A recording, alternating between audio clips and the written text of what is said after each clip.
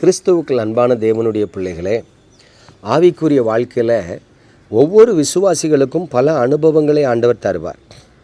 அந்த அனுபவங்கள் நம்மை தேவனுக்கு முன்பாக நிறுத்துகிறதாக இருக்கும். ஆனால் எல்லாரிடத்திலும் எல்லா அனுபவங்களும் காணப்படுமா என்று சொன்னால் நிச்சயமாக காணப்படாது.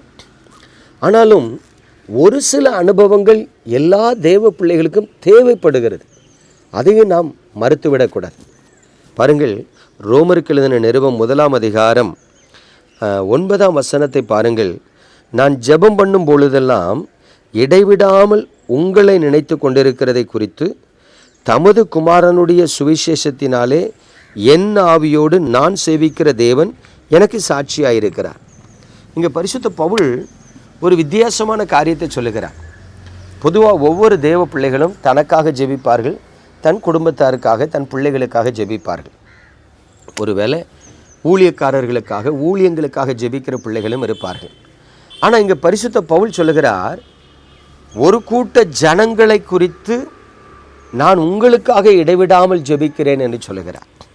ரோமாபுரியில் இருக்கிற விசுவாசிகளை பார்த்து சொல்லுகிறார், நான் ஜெபம் பண்ணும் பொழுதெல்லாம் இடைவிடாமல் உங்களை குறித்து நினைத்து உங்களுக்காக ஜெபிக்கிறேன். இந்த வசனத்தை வாசிக்கும் பொழுது எனக்குள்ளே பல கேள்விகளை நான் கேட்டுக்கொள்ளுவேன். உதாரணமாக, நான் இந்த மாதம் சங்கரங்கோயிலுக்கு ஊழியத்துக்கு போனேன்னா அந்த சங்கரங்கோயிலுக்காக ஊழியத்துக்கு போகிற வரைக்கும் ஜெபிப்பேன். ஊழியத்தை நிறைவேற்றி முடித்த பிறகு சங்கரங்கோயிலுக்காக ஜெபிப்பேன்னா கிடையாது. இப்போ நான் திருப்பூருக்கு ஊழியத்துக்கு போகிறேன்னா ஊழியத்தை நிறைவேற்றுகிற வரைக்கும் திருப்பூருக்காக நான் ஜெபிப்பேன். ஊழியத்தை நிறைவேற்றி முடித்த பிறகு ஜெபிப்பேன்னா ஜெபிக்க முடியாது. ஏன்னா எனக்கு அடுத்தடுத்த கமிட்மெண்ட் இருக்கிறதுனால நான் போகிற இடங்களுக்காக தான் ஜெபிக்க முடியுமா ஒழிய போயிட்டு வந்த இடங்களுக்காக ஜெபிக்க முடியாது. ஆனால் பரிசுத்த பவுலின் அனுபவங்களை பாருங்கள்.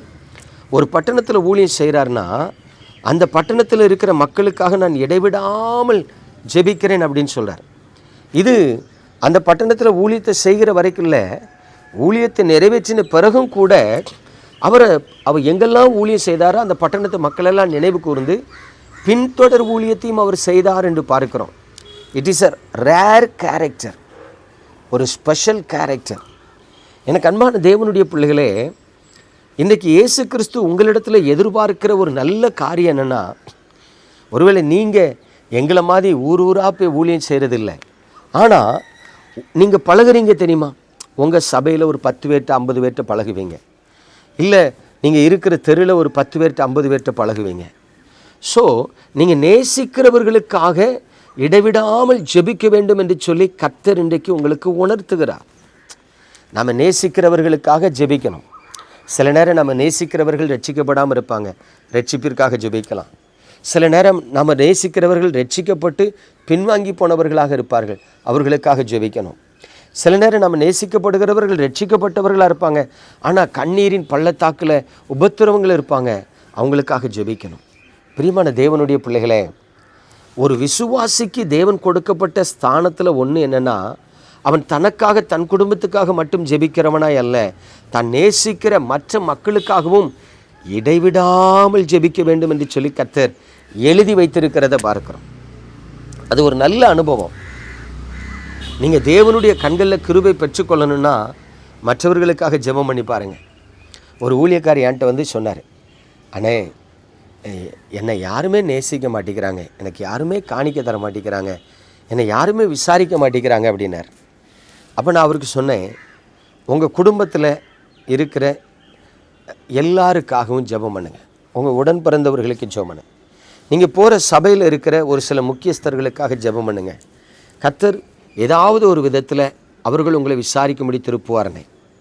அதே மாதிரி அவர் ஜெபிக்க ஆரம்பிச்சிருக்கார் பாருங்கள். குடும்பத்துக்காக ஜெபிக்க ஆரம்பித்த உடனே அவர் சொல்கிறார், 1 மாதம் கழித்து அவங்க அண்ணன் ஒருத்தர் ஃபோன் பண்ணி, எப்பா என்னன்னு தெரில, உன் ஞாபகம் வந்துச்சு, இந்த மாதம் ஒரு 5000 ரூபா காணிக்க வச்சு அனுப்பியிருக்கேன், வாங்கிக்க அப்படின்னு.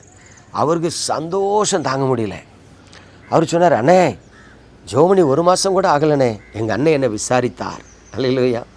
பிரியமானவர்களே, இப்படி மற்றவர்கள் நன்மை செய்கிறதுக்காக தான் ஜெபிக்கணும்னு நான் சொல்லலை. ஒரு மனிதனுக்காக நம்ம ஜெபிக்கும் பொழுது அவர்கள் நம்மை நினைத்து நமக்காக ஜெபிக்க முடியும், தேவன் கிருபை செய்வார். ஒருவருக்காக ஒருவர் ஜெபித்து ஒருவருடைய குற்றங்களை ஒருவருக்கு மன்னித்து இவ்விதமாய் கிறிஸ்துவினுடைய பிரமாணத்தை நிறைவேற்றணும்னு வேதம் சொல்லுது. ஸோ உங்களுக்காகவே எப்பொழுதும் ஜெபிக்காமல் மற்றவர்களுக்காகவும் ஜெபிக்க பழகுங்க. அதுவும் உங்களுக்கு சமாதானத்தையும் ஆசீர்வாதத்தையும் கொண்டு வரும். நம்ம ஜெபிப்போமா? இந்த பரிசுத்தமான காலை வேளைக்காய் ஸ்தோத்திரம். உங்கள் பலத்த கரத்தில் உமது பிள்ளைகளை தருகிறேன். உங்களுடைய பிள்ளைகள் கொஞ்சம் ஜெபத்தில் வளரட்டும், அன்பில் வளரட்டும், பரிசுத்தாவின் அபிஷேகத்தில் வளரட்டும், கிருபையில் வளரட்டும். கர்த்தாவே, நீர் உங்கள் நாமத்தை மகிமைப்படுத்த வேண்டுமாய் நான் ஜெபிக்கிறேன், ஜெபித்து ஆசீர்வதிக்கிறேன். பரலோகத்தின் தேவன் கிறிஸ்து இயேசுவுக்குள் உமது பிள்ளைகளின் குறைவுகளை நிறைவாக்குவீராக. இயேசு கிறிஸ்துவின் நாமத்தில் பிதாவே, ஆமென்.